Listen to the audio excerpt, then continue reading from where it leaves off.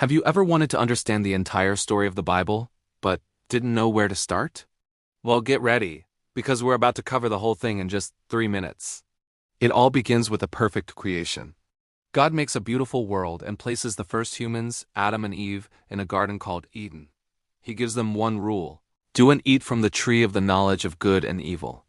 But they disobey, and this act of rebellion, called sin, breaks their relationship with God and brings brokenness into the world. Humanity spirals downward.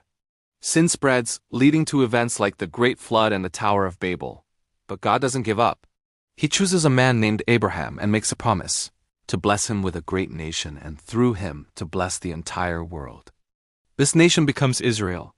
The story follows them through slavery in Egypt, their miraculous rescue by Moses, receiving God's law, and finally entering the promised land. But even in their own land, the people struggle to follow God. They demand a king, and we see the rise and fall of leaders like Saul, David, and Solomon. The kingdom splits in two, and eventually both are conquered and sent into exile because of their disobedience. It seems like God's promise might fail. Prophets speak during this time, warning of judgment, but also promising hope of a future king, a Messiah, who will save them. After 400 years of silence, that promised king arrives. Jesus Christ is born. He is God in human form. He lives a perfect life, teaches about God's kingdom, and performs miracles, showing people what God is truly like. He came to fix the broken relationship between God and humanity. But the religious leaders reject him, and he is executed on a cross.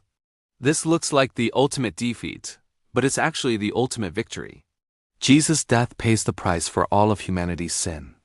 3 days later, he rises from the dead, proving he has power over sin and death. Anyone who trusts in him can have their sins forgiven and their relationship with God restored. Before returning to heaven, Jesus tells his followers to spread this good news to the whole world. The book of Acts shows how the early church, empowered by the Holy Spirit, begins this mission. The rest of the New Testament consists of letters written to guide and encourage these new communities of believers. The story ends with the book of Revelation, which pictures the ultimate future. Jesus will return, defeat evil once and for all, and create a new heaven and a new earth, a perfect world where God will live with his people forever, with no more sin, suffering, or death. And that's the grand story of the Bible: creation, fall, redemption, and restoration. It's one unified story about God's incredible plan to rescue his world through Jesus. Thanks for watching. If this helped you, give it a like and subscribe for more.